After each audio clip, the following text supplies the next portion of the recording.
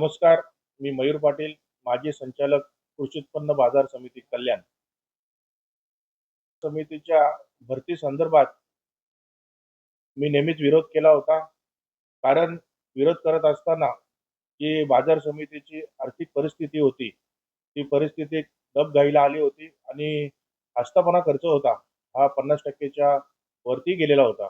त्याच्यामध्ये ही सरळ सेवा भरती करणे म्हणजे बेकायदेशीर होते आणि सर्व अटी शर्तीचा याच्यामध्ये भंग होत होता. त्याच्यामुळे मी नेहमीच या भरतीला विरोध केला आणि आताच मी मागील महिन्यामध्ये माननीय उच्च न्यायालय इथे याचिका दाखल केलेली आहे. कारण याचिका दाखल करताना माझं म्हणणं एकच आहे, काही भरती करताना तेथील माजी सभापती असो, संचालक मंडळ असो आणि माजी सचिव असो, यांनी सर्वांनी मिळून ही फिक्स भरती केलेली आहे. या भरतीमध्ये तेथील सभापती असतील, संचालक मंडळ असतील, माजी सचिव असतील, यांच्या नातेवाईकांना व यांच्या परिचयातील उमेदवारांनाच तिथे प्राधान्य देण्यात आला. तेथील इंजिनियर्स असो, तेथील कामगार असो, त्यांच्या मुलांना तिथे प्राधान्य देण्यात आलं आणि 2 वर्षापूर्वी तिथे कॉन्ट्रॅक्ट बेसवर जी मुलं तिथे कामाला होती, त्या कॉन्ट्रॅक्ट बेसमधील मुलांना सुद्धा त्या भरतीमध्ये प्राधान्य देण्यात आलं.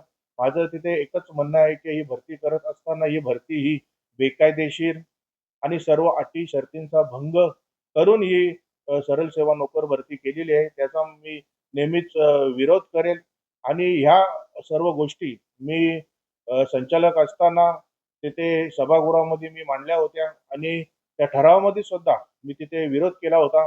कारण ही भविष्यामध्ये जर ही भरती झाली तर याचा भूर्दंड कृषी उत्पन्न बाजार समितीच्या तिजोरीवर पडेल आणि आता हा भूर्दंड हा तिजोरीवर पडलेला आहे. कारण ही भरती केल्याच्या नंतर जेवढे लोकांचं सिलेक्शन झालेलं आहे, त्यांचे पगार, त्यांचे भत्ते आपल्या बाजार समितीच्या तिजोरीतून जातात.